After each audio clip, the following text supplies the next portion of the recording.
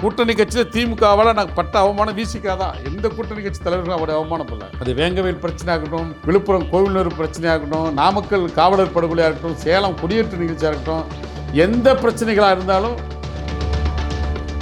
இடதுசாரிகள் ஒரு தொகுதிக்கு என்ன பாடுபட்டாங்க எல்லாம் எனக்கு கண்கலங்க வச்சுது. Periyar Maniammai Institute of Science and Technology, Tanjavur. Civil engineering with specialization in GIS, remote sensing and more. ஒரு தொகுதி எண்ணிக்கை கொடுக்கறதுல மிகப்பெரிய ஒரு போராட்டம், மிகப்பெரிய போர்களுமே நடந்தது, போராட்டமே நடந்தது. அந்த தொகுதி அடையாளம் காண்றதுக்குள்ள அதுக்கு ஒரு போராட்டம். அதற்கு தேர்தல் பிரச்சாரத்தை சந்திக்கிற அவமானங்கள் இருக்கு, அதை விட பன்மடங்கு போராட்டம். வாய்கிலேயே பேசுகிறாங்க, எங்கள் தலைவரை ஒருமையில் பேசுகிறாங்க, சாதி தலைவருங்கிறாங்க.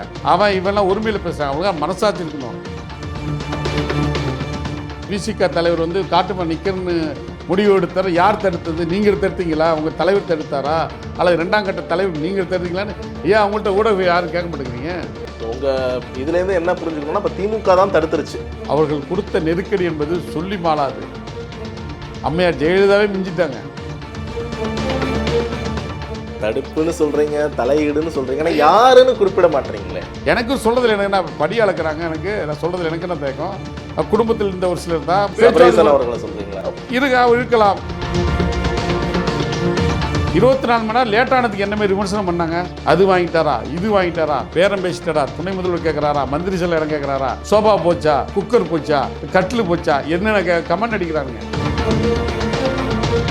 தொடர்ச்சியா திமுக சொல்றாங்க 6 மாதம் சத்தியம் பண்றாரு திருச்செந்தூர் முருகன் மேல அனிதா ராதாகிருஷ்ணன் அவர்கள். 6 மாதத்துக்கு மேல இந்த ஆட்சி வந்து இருக்க வாய்ப்பே இல்லை அப்படின்னு சொல்லி திருச்செந்தூர் முருகன் மீது ஆணையிட்டு இருக்கிற அவரும் எந்த கட்சியிலிருந்து வந்தார் என்று எல்லாத்துக்கும் தெரியும். தாவேகா எம்எல்ஏக்களை இழுக்கிறதுக்கு முயற்சி பண்றாங்க, இப்படி செய்திகள்லாம் நம்ம பார்க்குறோம். 80 கோடி 200 கோடி ரூபாய் இதற்கு திமுக ஒதுக்கி இருக்குதுன்னு நானும் ஊடகத்தின் வாயில தான் தெரிஞ்சு கொண்டேன் திமுக தரப்பிலிருந்து. அப்ப இவர்கள் செய்வது பேரமா, இவர்கள் செய்வது பேரமா? எடப்பாடி பழனிசாமியுடைய அமைதிதான், தலைமை பண்பு அற்ற செயல் முடிவுகள் தான் அவருடைய பின்னடைவுக்கும் அந்த அதிமுக சிதைவுக்கான காரணம். திமுக அதிமுகவுக்கு பாடம் நடத்துகின்ற அளவுக்கு இன்னைக்கு விஜய் ஆட்சி அமைத்திருக்க, ஆட்சியில் பங்கு கொடுத்திருக்கிறார். தமிழ்நாட்டு அரசியல் புரட்டி போட்டிருக்கிறது. விடுதலை சிறுத்தைகள் கட்சி தாவேகாவோட இணைஞ்சிட்டாங்களா இல்லையா? உங்களுக்கு சந்தேகமே தேவையில்லை. தாவேகா தலைமையில் தான் விசிகா இருக்கிறது. ஏவிபி நாடன் தமிழ் வணக்கம். இன்றைய சிறப்பு விருந்தினர் விடுதலை சிறுத்தைகள் கட்சியின் முக்கிய நிர்வாகியும் பெரம்பலூரை சேர்ந்த கிட்டு அவர்கள் இணைந்திருக்காங்க. வணக்கம் சார். வணக்கம். பரபரப்பான அரசியல் சூழல், தாவேகா ஆட்சி அமைத்து கிட்டத்தட்ட 50 நாட்கள் கடந்திருக்கு அப்படின்ற சூழல்ல முதல் முறையா தோழமை கட்சிகள்லாம் கூட்டி ஒரு கூட்டம் வந்து நடந்திருக்காரு. அது முதல்வர் விஜயே வந்து அதில் நேரடியாக கலந்துக்கிட்டு இருக்காரு. அப்படின்றப்ப விடுதலை சிறுத்தைகள் கட்சி இப்போ எந்த இடத்துல இருக்காங்க? தாவேகாவோட இணைஞ்சிட்டாங்களா இல்லையா? முதலில் நாங்கள் வெளியிலிருந்து ஆதரவு என்று அறிவித்தோம். பிறகு கட்சி தொண்டர்களுடைய விருப்பத்தின்படி ஆட்சியிலும் பங்கு, அதிகாரத்திலும் பங்கு என்கிற விடுதலை சிறுத்தைகளுடைய தாரக மந்திர கொள்கை அடிப்படையில் ஆட்சியில் பங்கெடுத்திருக்கிறோம். ஆட்சியில் பங்கெடுத்து சமூக நீதித்துறை அமைச்சராக எங்கள் கட்சியின் துணை பொதுச் செயலாளர் அண்ணன் வன்னியரசு அவர்கள் பொறுப்பேற்றிருக்கிறார். ஆனால் கட்சி தொண்டர்களுடைய விருப்பம் தலைவர் எழுச்சி தமிழர் அவர்கள் இடைத்தேர்தலில் போட்டியிட வேண்டும், அல்லது அமைச்சரான பிறகு இன்னும் சொல்ல வேண்டுமென்றால் துணை முதல்வரை நாங்கள் கேட்டோம். தலைவர் கேட்கவில்லை. இதில் தான் முக்கியமான பாயிண்ட்ஸ் நீங்கள் நோட் பண்ணோம். முக்கியமான விஷயம் என்னென்னா, தலைவர் எதுவுமே எதிர்பார்க்கலை. தொண்டர்கள் நாங்கள் விரும்பினோம். ஆனால் திராவிடம் பேசிய, திராவிட மாடல் என்று ஆட்சி ஆண்ட, சமூக நீதி என்கிற அடிப்படை கொள்கை சித்தாந்தத்தில் ஆட்சி நடத்திய திமுக அதிமுக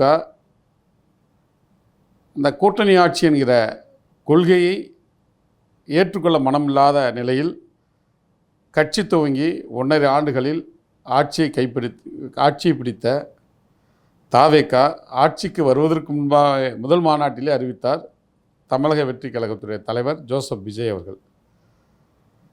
ஆனால் அந்த நேரத்தில் யாரை அழைத்தாரோ இல்லையோ விடுதலை சிறுத்தைகள் அழைத்தார். மாநாட்டிலும் அழைப்பு விடுத்தார். நூல் வெளியீட்டு விழாவிலும் அன்பு தம்பி ஆதவ அர்ஜுனா ஒருங்கிணைத்த நூல் வெளியீட்டு விழாவிலையும் அழைப்பு விடுத்தார். ஆக அதையெல்லாம் அப்பொழுது இருந்த அரசியல் சூழல் தகுந்தாற்போல் அந்த அழைப்பை புறந்தள்ளவில்லை. நன்றாக புரிந்து கொள்ளும். கூட்டணி தர்மத்திற்காக அமைதி காத்தார் தாவேகாவோட தலைவர் மாண்புமிகு முதல்வர் அவர் நினைத்திருந்தால் மதச்சார்பின்மை காக்கின்ற சமூக நீதி பேசுகின்ற விசிக இடதுசாரிகள் காங்கிரஸ் ஐயுமேலை சேர்க்க வேண்டும், ஆதரவு கேட்க வேண்டும் அவசியம் இல்லை. அதிமுகவில் 20 எம்எல்ஏக்கு மேலே வெளியில் வந்துட்டாங்க. அமமுகவில் இரவு ஒரு நாடகம், பகலில் ஒரு நாடகம், மிட் நைட்டில் ஒரு நாடகம் நடந்தது. அதையும் வைத்திருக்கலாம். தேவைப்பட்டால் எப்போ அழைப்பான்னு காத்துக்கிட்டு இருந்த பாமக வச்சிருக்கலாம், ஆட்சி அமைச்சிருக்கலாம்.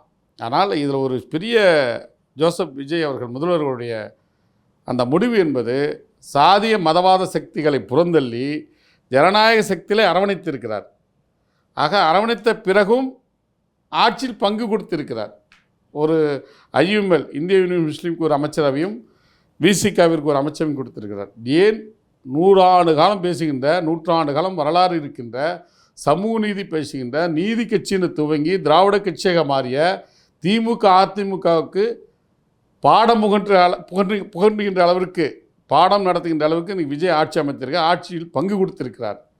இது தமிழ்நாட்டில் ஒரு பிரபலம், அதாவது தமிழ்நாட்டு அரசியல் புரட்டி போட்டு இருக்குது. இதுதான் நாம் சொல்ல வேண்டும். ஆகவே இது போன்ற ஜனநாயக சக்தியில் அவர் அரவணைத்ததனால் நாங்கள் ஆதரவு தெரிவித்து இந்த ஆட்சியில் பங்கெடுத்திருக்கிறோம். இதுதான் காரணம், வேறு ஒன்றுமில்லை. இப்போ நீங்கள் சொன்ன நிகழ்வுகள்லாம் கடந்த காலத்தில் நடந்தது. ஆனால் என்னுடைய கேள்வி வந்து நேரடியாக நான் கேட்குறேன், ஏன் வந்து விசிகா ஆமாம் நாங்கள் தாவேகா கூட்டணியில் நினைஞ்சிட்டோம், தாவேகாவோட தான் இனி வரக்கூடிய தேர்தல்களில் எங்களுடைய பயணம் அப்படின்னு நேரடியாக சொல்கிறதுல என்ன தயக்கம்? இரு அணிகளை தாண்டி, தமிழ்நாட்டில் இருக்கிற இரு அணிகளை தாண்டி 3வது புதிய கூட்டணி உருவாகி இருக்கிறதுக்கான அறிவிப்பு தான் அந்த சந்திப்பு, அந்த ஆலோசனை கூட்டம். அந்த ஆலோசனை கூட்டத்துக்கு பிறகு நீங்கள் ஊடகவியாளர் எதிர்பார்க்கின்ற எதிர்பார்ப்பு என்னவென்றால், கூட்டணி 3வது ஒரு அணி அமைந்து விட்டது, அதற்கான கூட்டணி கட்சிகளுக்கான அந்த தலைப்பு, கூட்டணி பெயர் என்ன அப்படிங்கிற எதிர்பார்ப்பு இருக்குது. அந்த கூட்டணிக்கான பெயர் ஒரு சமூக நீதி சார்ந்த மதச்சார்பு இல்லாத ஒரு அணியாக, ஒரு தலைப்பாக தமிழக முதல்வர் கண்டிப்பாக அறிவிப்பார். மீண்டும் அடுத்த அமர்வில் அந்த 5 கட்சி தலைவர்களும் இடதுசாரி கட்சி தலைவர்களும் சந்தித்து அந்த அறிவிப்பை செய்வார்கள். இப்பொழுதுக்கு உங்களுக்கு சந்தேகமே தேவையில்லை, தாபாக தலைமையில் தான் விசிகா இருக்கிறது. இதை எங்கள் தலைவர் எழுச்சி தமிழ் முறைப்படி அறிவிப்பார். நீங்கள் சொல்கிறீங்க 5 ஆண்டுகள் எந்த பிரச்சனையும் வராது, மதசார்பற்ற கட்சிகள் எல்லாருமே வந்து தாவேகா கூட துணை நிற்போம் அப்படின்னு. ஆனால் தொடர்ச்சியாக திமுக சொல்கிறாங்க 6 மாதம் சத்தியம் பண்ணுறாரு திருச்செந்தூர் முருகன் மேலே அனிதா ராதாகிருஷ்ணன் அவர்கள், 6 மாதத்துக்கு மேலே இந்த ஆட்சி வந்து இருக்க வாய்ப்பே இல்லை அப்படின்னு சொல்லி. திருச்செந்தூர் முருகன் மீது ஆணையிட்டு இருக்கிற அவர் மட்டும் இல்லை, எல்லாரும் மதச்சார்பின்மை பேசுகின்ற, சமூக நீதி பேசுகின்ற ஒரு அமைச்சராக இருந்தவர், நீண்ட நெடிய அரசியல் அனுபவம் உள்ள குடும்பத்தை சார்ந்தவர். அவரும் எந்த கட்சியிலிருந்து வந்தார் என்று எல்லாத்துக்கும் தெரியும். ஆக அவர் சொல்லிடுவது அது அவருடைய கருத்தாக இருக்கும். அதுக்கு பதில் சொல்ல வேண்டியதோ, அதற்கு முடிவெடுக்க வேண்டியவர் அந்த கட்சியுடைய தலைவர், முன்னாள் முதல்வர் தளபதி ஸ்டாலின் அவர்கள் தான். இல்லை, ஏதோ ஒரு த்ரெட் இருக்கா, அந்த மாதிரி ஒரு பேச்சுவார்த்தை போகுது, தாவேகா எம்எல்ஏக்களை இழுக்கிறதுக்கு முயற்சி பண்ணுறாங்க, இப்படி செய்திகள்லாம் நம்ம பார்க்குறோமே. அது நீங்கள் தான் ஊடகத்தில் பார்த்துட்டீங்களே, என்ன உங்களுக்கு என்ன ஆதாரம் தேவை? கைது பண்ணியிருக்காங்களே. இவங்க வந்து தாவேகா தான் வந்து அதிமுக குதிரை பேரம் பேசுகிறாங்க, வெளியில் விலை பேசி கொண்டு வராங்கன்னு சொல்லிக்கிட்டு இருக்காங்க. திமுக அதை விமர்சனம் பண்ணுது. இப்போ 3-4 நாட்களாக யார் விலை பேசியிருக்காங்க, யார் குதிரை பேரம் பேசியிருக்காங்க, யார் என்ன ஆசை வார்த்தை கூறி பேசியிருக்காங்கன்னு ஆடியோ ரிலீஸ் ஆகிருக்கு. பல பேர் கைது செய்யப்பட்டிருக்காங்க. கைது செய்யப்பட்டவர்கள் வாக்குமூலம் கொடுத்துருக்காங்க. நேற்றைய தினத்தில் பார்த்தா 180 கோடி 200 கோடி ரூபாய் இதற்கு திமுக ஒதுக்கி இருக்குது என்று நானும் ஊடகத்தின் வாயிலாக தான் தெரிஞ்சுக்கொண்டேன். திமுக தரப்பிலிருந்து அந்த பேசிய நபர்கள் வாக்குமூலம் கொடுத்துருக்கிறத செய்தி தான் பார்த்துருக்கோம். அப்போ இவர்கள் செய்வது பேரமா, இவர்கள் செய்வது பேரமா? இருவருமே பேரம் என்று குதிரை பேரம் என்றால் அதை விசிகா ஆதரிக்காது, அங்கீகரிக்காது. அதில் எங்களுக்கு உடன்பாடு இல்லை. தாவேகா செய்கிறதுலையும் உடன்பாடு இல்லை. அது யாரும் ஏற்றுக்க முடியாது. அவங்கள கேட்டால் என்ன சொல்கிறாங்க, அவங்க விருப்பத்துக்கு வராங்க, நாங்கள் யாரும் அழைக்கலை. திமுக சொல்கிறப்ப நான் குதிரை பேரம் பண்ணி செய்யணுங்க அவசியம். அப்படி இருந்தால் ஒருத்தர் 2 பேர்த்த எடுக்கலாம். சாரே வராங்களே. சனிக்கிழமை பார்த்தீங்கன்னா திருவிழா மாரி இன்றைக்கி பாருங்கள், நிறைய பேர் இணைஞ்சிட்ருக்காங்க. நிறைய அதிமுக முன்னாள் எம்எல்ஏ, எம்பி, முன்னாள் அமைச்சர்கள், இன்றைக்கி கூட அண்ணன் வைகைச்செல்வன் போய் இணைஞ்சிருக்காரு. நிறைய நடிகர்கள் இணைகிறாங்க, நிறைய எம்எல்ஏக்கள், சட்டமன்ற உறுப்பினர் இணைகிறாங்க, முன்னாள் எம்எல்ஏக்கள். அப்போ இதெல்லாம் யாருடைய பலவீனம்? இந்த கேள்வி யாரை நீங்கள் கேட்கணும்? இது அதிமுகவுடைய தலைவர், அந்த கட்சியோட தலைவர் எடப்பாடி பழனிசாமி யாரும் கேட்குறதில்ல. ஆனால் விசிகாவை தான் கேட்குறாங்க. எந்த விமர்சனம் இருந்தாலும் திமுக கூட்டணியில் இருந்தாலும் விசிகா தான் பதில் சொல்லணும். தாவேகா கூட்டணிக்கு நாங்கள் ஆதரவு தெரிவித்தோம், நாங்கள் தான் விமர்சனத்துக்கு ஆளாக வேண்டியதுக்கு நாங்கள் தான் வந்து பதில் சொல்லி ஆகணும். இது அந்த கட்சியோட தலைவர், அதை வழிநடத்துகின்ற தலைவர் எடப்பாடி பழனிசாமியுடைய அமைதி தான், தலைமை பண்பற்ற செயல் முடிவுகள் தான் அவருடைய பின்னடைவுக்கும் அந்த அதிமுகவுடைய சிதைவுக்கான காரணம். இதை நாங்கள் 10 ஆண்டு காலமாக எங்கள் தலைவர் சொல்லிக் கொண்டிருக்கிறார். எழுச்சி தமிழர் அம்மையா ஜெயலலிதா இறந்த காலத்திலிருந்து சொல்லியிருக்கிறார். விசிகாக்குள்ளாட ஆல் குட்டா? ஏன்னா இப்போ வந்து தாவேகா எம்எல்ஏக்களை இழுக்க திமுக வந்து பேசிகிட்டு இருக்காங்க அப்படின்ற செய்திகள் வந்துச்சு. விசிகாலேருந்தே வந்து பனையூர் பாபு விலகி போய் வந்து திமுகவில் இணைஞ்சிருந்தாரு. ஆலூர் ஷானவாஸ் வந்து என்ன மனநிலையில் இருக்காரு அப்படின்றது தெரியல. சில அதிருப்திகள் இருக்குது. அதாவது தாவேகா கூட போவேணாம் அப்படின்ற ஒரு மனநிலை சில விசிகா தொண்டர்கள்கிட்ட இருக்குது அப்படின்றதும் பார்க்க முடியுது தானே? இல்லை, தாவேகா கூட போகக்கூடாது. நாங்கள் தேர்தல் முன்பு நாங்களே சொன்னோம், திமுகவோட இருந்துட்டோம். அது எங்களை அந்த தேர்தல் அறிவிப்பதற்கு ஒரு 2 மாதத்துக்கு முன்பாக ஜனவரி மாதத்தில் நடந்த முன்னணி தலைவர்களுடைய ஆலோசனை கூட்டத்தில் தாவேகாவுடன் போகலாமா, அழைப்பு இருக்கிறப்ப திமுகவோட தான் இருப்போம், திமுகவோட தான் இருக்கலாம், ஒன்றும் பிரச்சனை அப்படின்னு சொல்லி நாங்கள் அந்த நேரத்துக்கு திமுக அதிமுக 2 துருவங்களுக்கான போட்டியை தான் இந்த தேர்தல், ஒவ்வொரு தேர்தல் நடந்து கொண்டு இருக்குது. சட்டமன்ற தேர்தலில் நாடாளுமன்றத்தில் காங்கிரஸா பிஜேபி என்று தான் போட்டி இருக்கும். தமிழ்நாட்டை பொறுத்தவரைக்கும் மோடியா அதிமுக ஜெயலலிதா என்றவர் லேடியா என்றார்கள். அதன் பிறகு தளபதி ஸ்டாலின் அவர்கள் திமுகவுடைய தலைவர் மோடியா சமூக நீதியா என்று திராவிட மாடல் ஆட்சியா என்று போட்டி போட்டு நாடாளுமன்ற தேர்தலை சந்தித்து கொண்டிருக்கிறோம். ஆனால் நடந்து முடிந்த சட்டமன்ற தேர்தலில் தாவேகாவுடன் சேருவதற்கு அழைப்பு விடுத்த போது எங்கள் பொறுப்பாளர்கள் திமுகவுடன் இருக்கலாம், தாவேகா வேண்டாம், நமக்கு இப்போதைக்கு போட்டியாளர் அதிமுக, அது மக்கள் அங்கீகரிச்சிருக்காங்க. அதை நான் கேட்கல, அந்த மனநிலை இன்னும் சிலருக்கு இருக்கான்னு கேட்கல. இல்லை, அதுக்கு தான் நான் சொல்ல வரேன். எங்கள் கட்சியில் எந்த வருத்தமும் இல்லை. எல்லாமே ஒரு மாற்ற சுழற்சி அடிப்படையில் தான் ஒவ்வொரு முடிவு எடுப்பார் கட்சி. எங்கள் தலைவர் போன மாதிரி 6 தொகுதி கொடுத்தாங்க, 6 பேர்த்த நிற்க வைத்தார் தலைவர். 2 பொது தொகுதி தான் கொடுத்து 2ம் வெற்றி பெற்றோம். 6ல் 4 வெற்றி பெற்றோம், 2 தோல்வி. அது தோல்வி பெற்றது 1 அரக்கோணம், இன்னொன்று வந்து வானூர். அது வன்னியரசும் துணை பொதுச் செயலர் வழக்கறிஞர் எழில் கரோலின் அவர்கள் தான் தோல்வி பெற்றாங்க. மற்ற 4 பேர் வெற்றி பெற்றார்கள். அப்போ கட்சியில் உள்கட்சியில் இருக்கிற தலைவருக்கு இருக்கிற நெருக்கடி என்ன? கொடுத்தவர்களுக்கு கொடுக்குறதா, மற்றவர்களுக்கு வாய்ப்பு கொடுங்க. இப்போ திமுக அதிமுகவில் கொடுக்குறாங்கனாக்கா அது அதிகமான எண்ணிக்கையில் வருது. 100 தொகுதி 150 தொகுதி 200 தொகுதி நிற்கிறாங்க. அப்போலாம் அப்பாவும் கொடுப்பாங்க, மகனுக்கும் கொடுப்பாங்க, அல்லது மாற்றி கொடுப்பாங்க. அதில் ஒருத்தரே குறுநில மன்னராக இன்னும் இருக்காங்க. அது அதிமுக தான் கொஞ்சம் மாற்றம். திமுக அதிமுகவில் மாற்றம். ஒரு சிலர் அதிமுக குறுநில மன்னராக இருப்பாங்க. திமுகவில் பல பேர் குறுநில மன்னர்களாக இருப்பாங்க, தொடர்ந்து அவங்களே இருப்பாங்க 10 முறை 7 முறை 8 முறைன்னு. ஆனால் எங்கள் கட்சியில் கூட்டணியில் ஒதுக்கப்படுவது சொற்பமான எண்ணிக்கை தான். ஆனால் விருப்ப மனு கொடுத்துருக்கிறது எத்தனை பேர்? 2000 பேர் கொடுத்துருக்காங்க. வாங்கினது 8, 2000 பேர். ஒரு தொகுதிக்கு 8 பேர்த்துக்கு ஒரு தொகுதியில் 80லேருந்து 90 பேர் நாமினேஷன் பண்ணியிருக்காங்க. அப்போ தலைவர் என்ன முடிவு எடுக்கிறாரு? தவிர்க்க முடியாத சூழல் கொடுத்தவர்களுக்கு மாற்றமாக இருக்கும், அடுத்தவங்களுக்கு ஒரு வாய்ப்பு கொடுப்போம். இப்போ ஷானவாஸ் 2 முறை நின்றுட்டார், அண்ணன் எஸ்எஸ் பாலாஜி 3 முறை நின்றுட்டார். இப்போ சிந்தனை செல்வன் அவர் அண்ணன் பொதுச்செயலாளர் 4 முறை நின்றுட்டார். அப்போ பனையூர் பாபு ஃபஸ்ட்டு வந்தவொடனே ஜெயிச்சிட்டார். இவங்கெல்லாம் 3 முறை 4 முறை நின்று தான் ஜெயித்தாங்க. ஆனால் பனையூர் பாபு மட்டும் அவர் வந்த உடனே ஒரு பிஸ்னஸ்மேன், அவர் ஒரு கேபிள் டிவி நடத்தி கொண்டிருந்த ஒரு தொழிலதிபர், வந்த உடனே ஏக்தம்னு ஜெயிச்சிட்டார். அப்போ இருக்கிற இளைஞர்களுக்கு அடுத்த புதிய முகங்களுக்கு வாய்ப்பு கொடுக்கணும் அடிப்படையில் தான். அப்போ நீங்கள் உங்களுக்கு ஒரு வினா வரலாம், அப்போ 4 பேர்த்தில் 3 பேர்த்துக்கு ஏன் கொடுக்கல, ஒருத்தர் மட்டும் கொடுத்தீங்கிற ஒரு கேள்வி உங்களுக்கு வரலாம். அவர் கட்சியோடைய பொதுச் செயலாளர், பொதுச் செயலாளர், மோஸ்ட் சீனியர், கட்சியோட முதன்மை பொறுப்பில் இருக்கார்.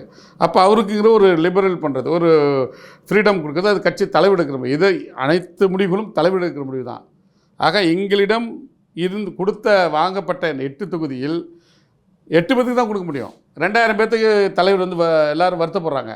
அப்போ என்ன பண்ணுறது? கொடுத்தவங்களே கொடுக்க வேண்டாம், மாற்று வழி தான். வருத்தங்கள் இருக்கும், மனக்கசப்பு இருக்கும். ஆனால் பேசி அதை சரி பண்ணுற இடத்துக்கு வந்துட்டாங்களான்னு கேட்க இல்லை, பேசிட்டு தான் இருக்காங்க. பனையூர் பாபு போயிட்டார், அது நம்ம வந்து தடுக்க முடியாது. யாராவது ஒவ்வொருத்தரும் ஜனநாயகம் இருக்குது இந்த நாட்டில், கருத்து சுதந்திரம் இருக்குது. அவர் எதிர்பார்ப்போடு வந்தார், ஒரு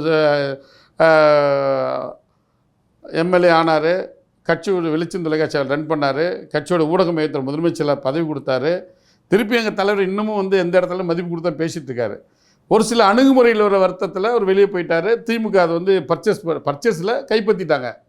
அப்போ இவங்க பர்ச்சேஸ் பண்ணுறதுல குதிரை பெறல, அடுத்தவங்க பண்ணால் மட்டும் குதிரை பெறன்னு சொல்கிறது திமுக அது வேடிக்கையாக இருக்குது.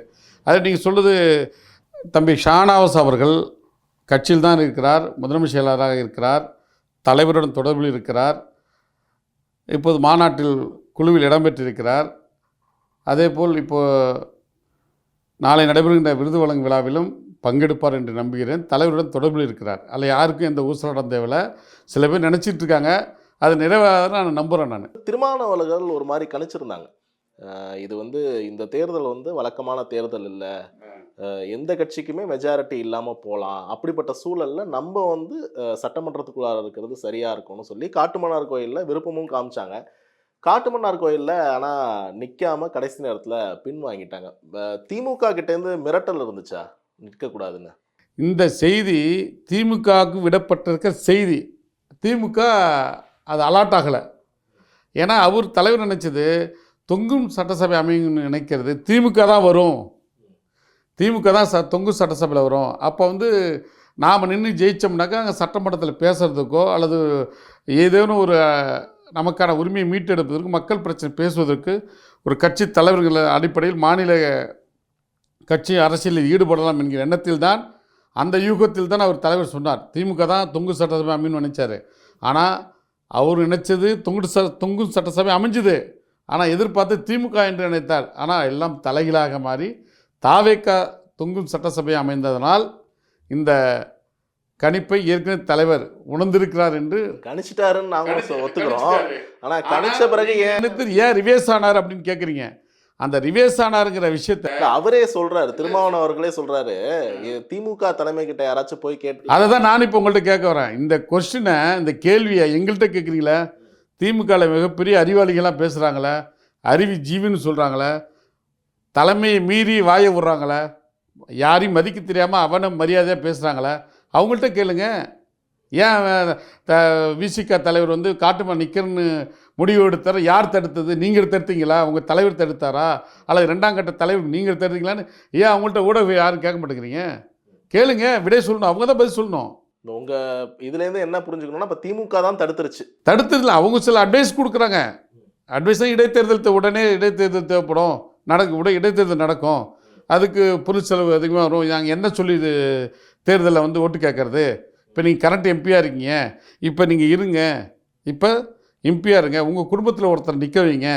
இந்த எம்பி பதவி முடிந்தோம் 29 நீங்கள் வந்து யாராவது ஒரு குடும்பத்தில் வேண்டப்பட்டவரை உறவினர் நிற்க வச்சு, குடும்ப உறுப்பினர் நிற்க வச்சு, அவர்கள் வாபஸ் வாங்க வச்சு நீங்கள் அந்த இடத்துல 2029 நில்லுங்க அப்படின்னு ஒரு வழிகாட்டத்தை கொடுத்தாங்க. இதுதான் எந்த அழுத்தமும் வந்து சில ரெக்வஸ்ட் வைக்கிறாங்க, திருமாவளவர்கள் ஏற்றுக்கிறாங்க. ஆனால் இன்னைக்கு அதை வெளியில் சொல்கிறத பார்த்தா ஒரு வருத்தம் இருக்குது, தொண்டர்களுக்கும் இருக்குது, திருமாவளவன் அவர்களுக்குமே அன்னைக்கு போட்டிட்டு இருக்கலாமோ அப்படின்ற வருத்தம் இருக்குது. அது நீங்கள் திமுக தலைவர் இல்லை, ஏன்னா திருமாவளவன் தானே சொல்கிறாங்க மேடை. திமுக தலைவர் லண்டன் போயிருக்காருன்னு ஒரு 2 வாரத்தில் வந்துடுறாரு. வந்தவொடனே ஸ்பெஷல் இன்டர்வியூ ஒன்று எடுங்களேன், கேளுங்க எதனால் நீங்கள் வந்து தடுத்தீங்க, ஏன் வந்து அவர் வந்து மறுபரிசீலனை செய்ய சொன்னீங்க, யார் யார் உங்கள் பிரதிநிதிங்க உட்காந்து பேசினான்னு கேளுங்க. கேட்குறதுல என்ன தப்பு? எங்களே கேட்குற நீங்கள் எதுக்கு எடுத்தாலும் தலைவர் விசிக தலைவர் தான் பதில் சொல்லணுங்கிறவர் அவர் தலைவரே சொல்லிட்டார்ல, ஏன் அவங்கள கேளுங்க. எனக்கு கேட்குறல உங்களுக்கு என்ன தயக்கம்? கேளுங்க, விடை கிடைக்கும் பாருங்கள், உண்மையாக நல்ல விடை கிடைக்கும். அப்போ அவங்கள ஏதாவது இதன் பிறகாவது வர கூட்டணியில் இருக்க தலைவர்களை அவங்க உரிய மரியாதை கொடுப்பாங்க. நீங்கள் சொல்கிற பதில்லேருந்து ஒவ்வொரு கேள்வியாக நீண்டுக்கிட்டே வருது. அப்போ கூட்டணியில் இருக்கக்கூடிய தலைவர்களுக்கு அவங்க வந்து உரிய மரியாதை கொடுக்கல அப்படின்னு நான் எடுத்துக்கணுமா உங்கள் பதில்லேருந்து? அது மனதில் பட்ட அனுபவத்தை சொன்னேன். யதார்த்தமாக நான் பேசுகிறவன், எடுத்து வச்சுட்டு பேசுகிறல, எழுதி குறிப்பு எடுத்துகிட்டு வச்சு தாங்க பேசுகிற ஆளுங்களா விசிகாவில் இருக்கவங்களாம். சாதாரண தொண்டன்ட்டு கேட்டால் கூட ஒரு அரசியல் பேசுவா, நதிநீதி சிக்கலை பற்றி பேசுவா, இனமொழியை பற்றி பேசுவா, இந்திய எதிர்ப்பை பற்றி பேசுவா, ஈழத்தமிழை பற்றி பேசுவா, எந்த குறிப்பெலாம் பேசுவாங்க எங்கள் தொண்டர்கள். ஏன்னாக்க மக்களை படிச்சிருக்காங்க. இப்போ நீங்கள் சொன்னதுலேருந்து நாங்கள் பட்ட காயத்துலேயே நின்று மனசில் ஒரு வார்த்தை வந்துருச்சு. எலெக்ஷனில் நீங்கள் நினைக்கிற மாதிரி 2021 கையாண்ட விதமும் 2026 கையாண்ட விதம் நிறைய வித்தியாசம் இருக்குது. அப்போ 2021 கையாண்ட விதம் என்பது பல கட்சிகள் இருந்து எல்லாத்துக்கும் கூட்டணி கட்சி 6 கொடுத்தாங்க, மிச்சதை வந்து திமுக நின்றுது. வெற்றி ஓரளவுக்கு வந்து எந்த ஒரு முரண்பாடு வருத்தங்கள் அணுகுமுறையில் எந்த சிக்கல்லாம் போச்சு 21 தேர்தல். ஆனால் 26 அப்படி இல்லை. அவர்கள் கொடுத்த நெருக்கடி என்பது சொல்லி மாளாது. அம்மையார் ஜெயலலிதாவே மிஞ்சிட்டாங்க. அம்மையா ஜெயலலிதா தான் கராராக இருப்பாங்க, வேட்பாளர் அறிவிச்சுடுவாங்க, திருப்பி கூட்டணிகளுக்கு கொடுத்து விட்டு திருப்பி வந்து ரிவ்யூஸ் வாங்க சொல்லி அவங்க வாபஸ் வாங்க சொல்லி திருப்பி கூட்டணி கொடுப்பாங்க. ஆனால் இங்கே எப்படின்னா மிக மிக அவன் கையாண்ட விதம் உலகவே அது ஒரு புத்தகமாகவே எழுதலாம். இல்லை என்ன பண்ணாங்கன்னா 21 கையாண்டமே 26 கையாண்டல. அதில் பல்வேறு செக்டர்ஸ். ஒரு லீடர்னா ஒருத்தர் டைரெக்டாக இருக்கணும். பல்வேறு தடுப்புகள் இருக்கிறப்ப ஏன் முன்ன 6 கொடுத்தப்ப இப்போ கூடுதலாக கேட்குறப்ப எல்லாத்துக்கும் ஒரு அப்போ கொடுத்த 6 கொடுத்துருக்கலாம், விசிகாவுக்கு 1-2 எக்ஸ்ட்ரா கொடுத்துருக்கலாம், அல்லது வந்து இடதுசாரிகளுக்கும் அதே மாதிரி கொடுத்துருக்கலாம். இடதுசாரிகள் ஒரு தொகுதிக்கு என்ன பாடுபட்டாங்க அதெல்லாம் எனக்கு கண்கலங்க வச்சுது. ஒரு தொகுதி எண்ணிக்கை கொடுக்கறதுல மிகப்பெரிய ஒரு போராட்டம், மிகப்பெரிய போர்களுமே நடந்தது, போராட்டமே நடந்தது. அந்த தொகுதி அடையாளங்காண்டத்துக்குள்ளே அதுக்கு ஒரு போராட்டம், அதன் பின் தேர்தலில் பிரச்சாரத்தை சந்திக்கிற அவமானங்கள் இருக்குது, அதை விட பன்மடங்கு போராட்டம். அது திமுகவும் சரி அதிமுக 2 பேரும் ஒரே அளவுகள் தான். ஆனால் இந்த 26 இந்த அளவுக்கு அவங்க கராராக கடந்துக்கிட்டது வருத்தம் அளிக்குது. இது வந்து ஆரோக்கியமான பேச்சுவார்த்தை இல்லை. 26 நடந்த கூட்டணி பேச்சுவார்த்தை இடதுசாரிகளையும் விசிகாவையும் அது இன்னும் சொல்லப்போனால் வேறு மாதிரி போகும். கையாண்ட விதம் திடீர்னு ஒருத்தங்க வர வச்சு அவங்களுக்கு எடுத்தவங்க 10 தொகுதி கொடுத்தாங்க, ஒரு மேலவை கொடுத்தாங்க. தொகுதிகள் கொடுத்ததுல வைகோ அவர்கள் வந்து வருத்தம் இருக்குன்னு சொன்னாரு. அப்போ எல்லா தலைவரும் தானே இருக்கும், எல்லா தலைவரும் தான். கூட்டணி கட்சியில் திமுகவால் நாங்கள் பட்ட அவமானம் விசிகா தான். எந்த கூட்டணி கட்சி தலைவர்களும் அவருடைய அவமானப்படல. அது வேங்கவேல் பிரச்சனை ஆகட்டும், விழுப்புரம் கோவில்நூர் பிரச்சனையாகட்டும், நாமக்கல் காவலர் படுகொலையாக இருக்கட்டும், சேலம் குடியேற்ற நிகழ்ச்சியாக இருக்கட்டும், எந்த பிரச்சனைகளாக இருந்தாலும் விசிகா தான் அவமானப்பட்டு அசிங்கப்பட்டு நாங்கள் வந்து அவ்வளோ கேட்டால் நாங்கள் முட்டு கொடுக்கணும்னு சொல்லி எங்களை போலிய தமிழ் தேசியவாதிகள்லாம் ஊடகவியாளருங்கிற சிலர் வந்து பேசுகிறாங்கள வாய்களையே, அவர்களெல்லாம் வந்து விசிகாவை டார்கெட் பண்ணி தான் விமர்சனம் பண்ணாங்க. தவிர நல்ல ஆரோக்கியமாக விசிகா நல்லா இருக்கணும், விசிகா தலைவர் தோழர் திருமாவளவன் நல்லா இருக்கணும், அந்த கட்சி அடுத்த நிலைக்கு வரணும், ஆட்சி அதிகாரத்துக்கு நல்ல எண்ணத்தில் யாரும் எங்களை ஆலோசனை கொடுக்கல. வாய்கிலேயே பேசுகிறாங்க, எங்கள் தலைவரை உரிமையில் பேசுகிறாங்க, சாதி தலைவருங்கிறாங்க. அவன் இவெல்லாம் உரிமையில் பேசுகிறாங்க. அவங்களுக்கு மனசாட்சி இருக்கணும், ஈவு இருக்கணும். மக்கள் தான் பாடம் போகட்டும், மக்கள் தான் வந்து தீர்ப்பு சொல்லணுதுக்கு. இப்போ உங்களால் நாங்கள் பட்ட அவமானத்துக்கு, நாங்கள் உங்களால் பட்ட அசிங்கத்துக்கு நாங்களே இன்னும் அவமானப்பட்டு இருக்கணும்னாக்க அப்போ பேசி வாய்கிலேயே பேசிய ஊடகவியாளர் ஒரு சிலர், எல்லாத்தையும் சொல்ல முடியாது, குறிப்பிட்டு சொல்ல முடியாது, ஒரு சிலர் வேணுமனே விமர்சனம். அவர்கள் யார் போட்ட எலும்பு துண்டுக்கு பேசினார்களோ அந்த எலும்பு துண்டுக்கு பேசியவர்கள்லாம் இப்போ வாய மூடி இருக்காங்க. இப்போ தாவேக கூட்டணி ஆதரவு தெரிவித்த பிறகு திருப்பி இப்பயும் எங்களே திசை திருப்புறாங்க. வேறு யாரையும் எதிர்கொள்ளத்துக்கு அவன் தயாராக. காங்கிரஸை பற்றி ஏன் காங்கிரஸ் வந்து 4ஆம் தேதி வாக்கு எண்ணிக்கை நடைபெற்றது, அந்த இரவே விடிய காலம்பரவே போய் தாவேக்காவோட இணைஞ்சிட்டாங்க. ஏன் அதை பற்றி யாரும் பேசலை? 24 மணி நேரம் லேட்டானதுக்கு என்ன மாதிரி விமர்சனம் பண்ணாங்க? அது வாங்கிட்டாரா, இது வாங்கிட்டாரா, பேரம் பேசிட்டாரா, துணை முதல்வர் கேட்குறாரா, மந்திரி சபை இடம் கேட்குறாரா, சோபா போச்சா, குக்கர் போச்சா, கட்டில் போச்சா, என்னென்ன கமெண்ட் அடிக்கிறானுங்க. அப்போ இவங்களாம் யார் பேச, இவங்களே எங்கே போச்சு நாக்கு? எந்த முகத்தை வச்சுட்டு எங்களை வந்து எங்களை விமர்சனம் செய்வதற்கு ஒரு தகுதி இருக்கணும். ஃபஸ்ட்டு அவங்க நேர்மையானவர்களாக இருக்கணும், தூய்மையாக இருக்கணும். நேர்மையும் இல்லை தூய்மையும் இல்லாமல் வைத்தறிச்சலில் பேசுகிறவங்களுக்கெல்லாம் காலம்தான் பதில் சொல்லணும், மக்கள் நீங்கள் தான் தீர்ப்பு கொடுக்கணும். ஓகே, இப்போ நீங்கள் பேசுனதில் 2 விஷயம். ஒன்று வந்து இந்த மாதிரி பல வருத்தங்கள் வந்து எங்களுக்கு முன்னாடியே இருந்துச்சு, இருந்தாலும் அதெல்லாம் சகிச்சுக்கிட்டு தான் தேர்தலுக்கு போனோம் அப்படின்னு சொன்னீங்க. குறிப்பாக அந்த தேமுதிகவுக்கு தான் முதல்ல கூப்பிட்டு சீட் ஃபைனலைஸ் பண்ணாங்கன்னு நினைக்கிறேன். ஆமாம், முதல்ல காங்கிரஸ், அப்புறம் கடைசியாக தான் விசிகா கிட்ட வந்தாங்க. அப்படின்றப்ப அப்போவே அந்த வருத்தத்தை வந்து பதிவு பண்ணியிருக்கலாம். ஏன்னா ஒரு சைடு வந்து தாவேக்கா ரெடியாக இருக்காங்க எப்போ விசிகா வரும்னு சொல்லிட்டு, அவங்க ஆட்சியிலையும் பங்குன்னு சொல்கிறப்ப ஒரு பெரிய வாய்ப்பை தவற விட்டுட்டோம், தாவேக்கா கூட முன்னாடி போயிருக்கணும் அப்படின்னு இப்போ நினைக்கிறீங்க? இல்லை, கண்டிப்பாக முன்னாடி போயிருக்குன்னு அந்த எண்ணத்தில் நாங்கள் சொல்லலை. நாங்கள் அப்பயும் கூட்டணி தர்மத்தை மதித்து தளபதி திமுகவுடைய தலைவர் தளபதி மு க ஸ்டாலினுடைய நட்பு கெட்டுடக்கூடாது. ஏன்னா எங்கள் தலைவர் கலைஞர் எங்களை அந்தளவுக்கு அங்கீகரித்தார். தலைவர் கலைஞர் எங்கள் தலைவர் வந்து உரிய மரியாதை கொடுத்து வழிநடத்தினார். அது மறுக்க முடியாது, யாரும் மறக்கவும் முடியாது. அதன் பிறகு தலைவர் கலைஞருடைய 1 பவர் செக்டர்லேருந்து அந்த செக்டர் பவர் பிரியிறப்ப தான் 10 ஆண்டு காலம் கோட்டை விட்டாங்க. அப்போ ஒரு கரிஷ்மாட்டிக் லீடருடைய ஆளுமையை வந்து இவங்க கைவிட்டாங்க. அவருடைய முடிவுகளை ஒட்டி இவங்க தலைவர் கலைஞர் எப்படி கையாளணும்னு யோசித்து முடிவெடுத்திருந்தாங்கன்னா இது போன்ற சிக்கல் வந்திருக்காது. இது போன்ற பின்னாடி வந்துட்டு கூட்டணி கட்சிகள் தலைவர்கள் முதல்ல வந்து உரிய மரியாதையும் அவங்க ஸ்டாலின் நல்ல தளபதி ஸ்டாலின் அவர்கள் நல்ல மரியாதை கொடுக்குறாரு, பேசுகிறாரு, நினச்சா பார்க்க அனுமதிக்கிறாரு, கோரிக்கைகளை சொன்னால் பார்க்குறாரு, பிரச்சனைன்னு சொன்னால் செவி முடிக்கிறாரு. ஆனால் கீழே இருக்காங்க பாருங்க குறுநில மன்னர்கள் ஒரு 5-6 பேர் கேட்டால் நான் தான் வானத்தை வளைச்சி போடுறேன்னு சொல்லுவாங்க. ஆனால் இன்றைக்கி அவங்க வளைஞ்சி இருக்கிறனால தான் எங்களை விமர்சனம் பண்ணுறாங்க. எங்களை விமர்சனம் பண்ணுவதற்கு நீங்கள் தூய்மையாக இருக்கணும், நேர்மையாக இருக்கணும். தூய்மையற்று நேர்மையற்று பல்வேறு குற்றச்சாட்டுக்கு ஆளானவர்கள் எங்களை குறை சொல்வதற்கு தகுதியற்றவர்கள். ஆக இதிலேருந்து என்ன நாங்கள் சொல்ல வரோன்னா, எங்களுடைய வளர்ச்சியில் நீங்கள் கவனம் செலுத்தினால், அக்கறை காட்டினால் நாங்கள் ஏற்றுக்கொள்ள தயாராகும். வளர்ச்சியை விட்டுட்டு வைத்தறிச்சலில் பேசுவதற்கு நாங்கள் செவிமடிக்க தயாராக இல்லை. எங்களுடைய பயணம் வெகு தூர பயணம். கீழே சிலர் இருந்தாங்க, டைரக்டாக வந்து ஸ்டாலின் அவர்களை ஆக்சஸ் பண்ண முடியல. பல தடுப்புகள் இருந்துச்சு இந்த கூட்டணி சீட்டு பேச்சுவார்த்தையில். என்ன தடுப்புகள் இருந்துச்சு? யார் வந்து 8 சீட்டு விசிகாக்கு அப்படின்னு ஃபைனலைஸ் பண்ணுது? ஏன்னா இதே ஒரு கருத்தை வந்து விசிகாவோட ஸ்போக்ஸ் பர்சனும் வந்து சொல்கிறத நான் பார்த்தேன். யார் வந்து தடுத்தா? என்ன தடுப்புகள்? இல்லை, அது வந்து ஒரு தவறான தகவல்.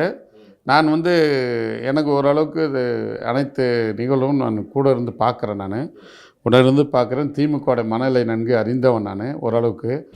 அங்கே பொறுத்தளவுக்கு வந்து இடதுசாரிகளை கையாண்ட விதம் உளவிலே உண்மையில் ஒரே ஒரு தொகுதிக்காக அவர்கள் ஒரு முறைக்கு 4 முறை அலக்கடித்தது.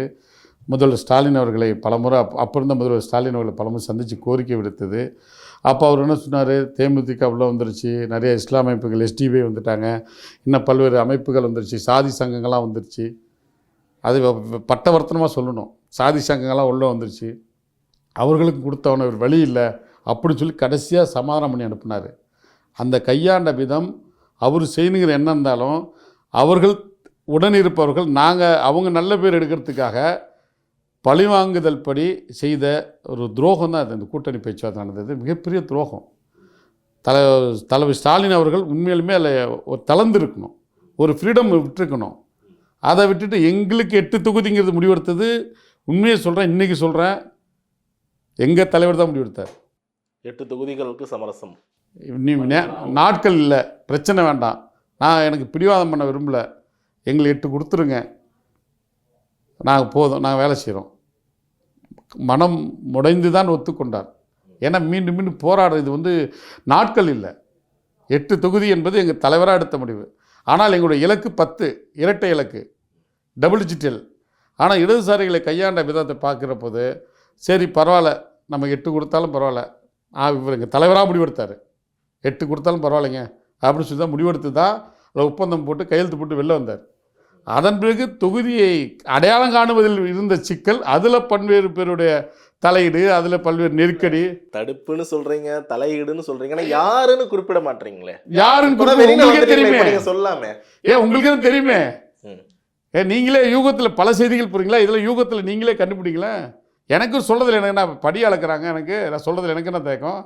குடும்பத்தில் இருந்த ஒரு சிலர் தான், மூத்த அமைச்சராக இருந்தவர் தான், ஏன் தெரியாது உங்களுக்கு? குடும்ப உறுப்பினர். ஆமாம், பேச்சுவார்த்தை சொல்கிறீங்களா?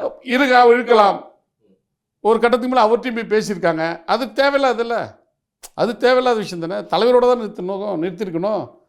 ஆக இதையெல்லாம் பார்க்கின்ற பொழுது உண்மையின்மை 2021 எங்களை கையாண்ட விதமும் 2026 கையாண்ட விதமும் பெரியண்ணன் மனப்பான்மை தான் இது காரணம். உங்களால் தான் இந்த ஆட்சி நடக்குது, இந்த ஆட்சி நல்லபடியாக நடப்பதற்கு சகோதரர் திருமாவளவன் தான் காரணம் என்று மேடைக்கு மேடை சொன்னார்ல. இப்போ அவருக்கு உரிய அங்கீகாரம் கொடுத்துருக்கணும்ல, உரிய அடையாளம் கொடுத்துருக்கணும்ல, உரிய எண்ணிக்கை கொடுத்துருக்கணுமா இல்லையா? ஆனால் திடீர்னு வந்தவங்களுக்கு 10 தொகுதி கொடுத்தாங்களா, அது கொடுக்குறது தப்பில் அவங்க எதிர்கட்சியாக இருந்திருக்காங்க, ஒரு அவருடைய அடையாளத்தை இருந்திருக்காங்க, 10% வாக்கு வாங்கியிருக்காங்க. அதனால் அதில் கூட எங்கள் தலைவர் பெருமனதோடு சொன்னார், பெருந்தன்மையோடு சொன்னார், நான் ஏற்றுக்கிறேன், ஏன்னா அவங்க எதிர்கட்சியாக இருந்திருக்காங்க, எங்களால் எதிர்கட்சியாக நாங்கள் இருந்ததில்லை, ஒரு 10 கூட ஒன்றும் பிரச்சனை. எந்த தலைவர் இந்த காலத்தில் வந்து இது போன்ற ஒரு பெருந்தன்மையாக விட்டு கொடுத்து அவர்களுக்கும் கேட்குறத கொடுங்க சொன்ன ஒரே தலைவர் எங்கள் தலைவர் எழுச்சி தமிழர் தான். திமுக வர்சஸ் விசிகா பார்த்தோம்னா ரொம்ப 2 பேருமே வந்து பயங்கரமாக சண்டை போட்டுக்கிறத பார்க்க முடியாது. சோஷியல் மீடியாவாக இருக்கட்டும், இல்லை நேரில் பெரம்பலூர்லேயே அடிதடி சண்டையெல்லாம் நடந்துச்சுன்னு நினைக்கிறேன் இரு தரப்புக்குள்ளார. அதாவது ஆட்சி அமைச்சிட்டாங்க, தாவேக்கா ஆட்சி வந்து அமைஞ்சிருச்சு, விசிகா அந்த பக்கம் போயிட்டாங்க அப்படின்றத கடந்து போகிறதுல என்ன பிரச்சனை? ஏன் அதை இன்னுமே விவாத பொருளாக இருக்குது? 50 நாட்கள் கடந்தும் அது இன்னுமே ஏன் விவாத பொருளாகவே இருக்குது? அதுக்கு ஒரே வழி சொல்லணும்னா, இன்னும் அவங்க கற்பனையில் இன்னும் தூக்கத்திலேருந்து கலையாமல் இருக்காங்க திமுககாரங்க. திமுக நம்புறாங்களா அந்த ஆட்சி இல்லை கவிழ்த்துடலாம்னு? எதனால் தூக்கத்தில் இருக்காங்கன்னு சொல்கிறேன். அவங்க பதவி போதையில் இருக்காங்க. பதவியே இல்லையே. பதவி போதை அந்த கற்பனையில் இருக்காங்கங்கிறேன். அதாவது ஏற்றுக்கொள்ள முடியல. மனம் ஏற்க மனம் இல்லை. மனம் வந்து எதையும் எதிர்கொள்ள தயார். தோல்வியும் ஏற்றுக்கணும், வெற்றியும் ஏற்றுக்கணும். அது எங்கள் தலைவர் தான் உதாரணம்.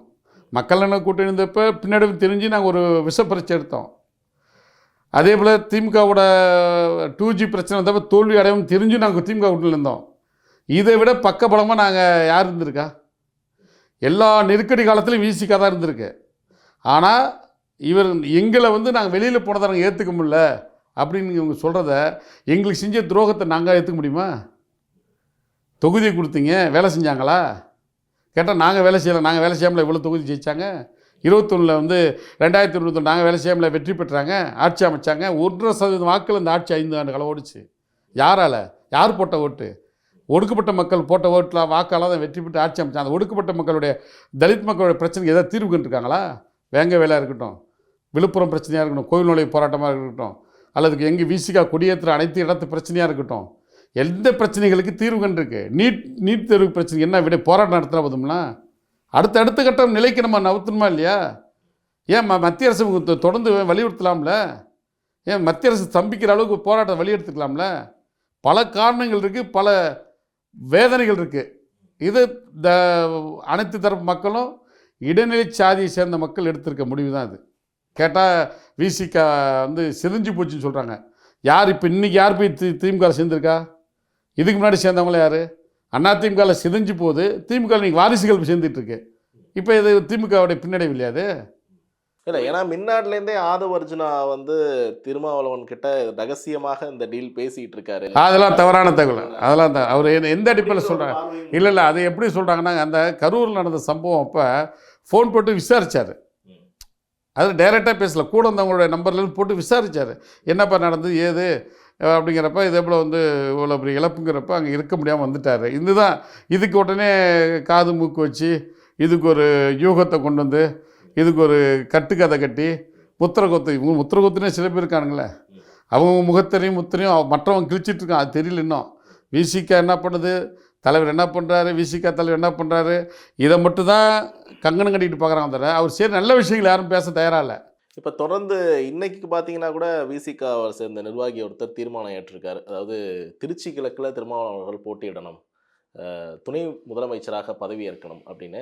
உண்மையிலே அப்படி ஒரு எண்ணம் இருக்கா? விசிகாக்குள்ளார தான் இருக்கா, இல்லை திருமாவளவன் அவர்கள் என்ன நினைக்கிறாங்க?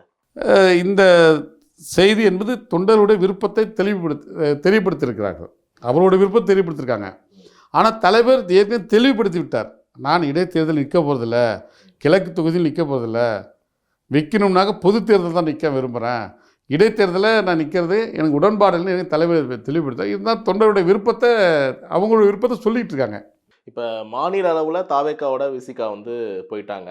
ஆனால் வந்து இந்தியா பிளாக் இருக்குது. இப்போ இந்திய அளவில் பார்க்குறப்ப வந்து என்ன மாதிரியான, ஏன்னா அவங்க வந்து இந்தியா பிளாக்கில் டிஎம்கேவும் பயணிக்கிறாங்க அப்படின்னு சொல்லியிருக்காங்க. திருமாவளவர்கள் விஜயையும் வந்து இந்தியா பிளாக்கில் இணைக்கணும் அப்படின்றதுக்கான பேச்சுக்களை வந்து சொல்லிகிட்டு இருக்கப்ப அங்கே எப்படி பயணம் இருக்கும்? தேசிய அளவில் பயணம் வந்து எப்படி இருக்கும்? இல்லை, நீங்கள் இப்போ சொல்கிறீங்க திமுக தொடர்ந்து, திமுக ஏன் போன கூட்டத்தில் கலந்துக்கல? அது ஏன் நம்ம ஆளுங்க எல்லாரும் கேள்வி, எந்த ஊடகவியலாளர் வந்து திமுகவை கேட்கல?